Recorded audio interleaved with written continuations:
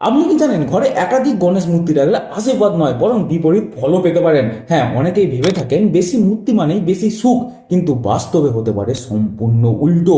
হিন্দু ধর্মে ভগবান গণেশকে বলা হয় বিঘ্নহর্তা, অর্থাৎ যিনি জীবনের বাধা দূর করেন। তিনি নতুন কাজে শুরুতেই পূজিত হন, কারণ তিনি বুদ্ধি, সিদ্ধি আর সম্পদের দেবতা।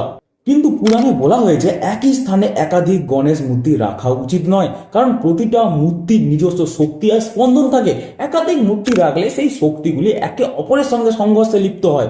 ফলস্বরূপ ঘরের স্থিরতা নষ্ট হয়, মানসিক অশান্তি বাড়ে আর অর্থনৈতিক ক্ষতি তো 100% হয়।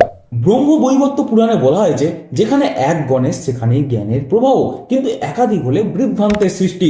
অর্থাৎ ভক্তি যদি একাগ্র হয় তবেই ভগবানের আশীর্বাদ কার্যকর হয়। তাই ঘরে শুধু একটি গণেশ মূর্তি রাখুন, সেটা হোক মাটির, পাথর বা ধাতুর, কিন্তু পরিষ্কার, পূজিত ও পূর্বমুখী স্থানে রাখুন।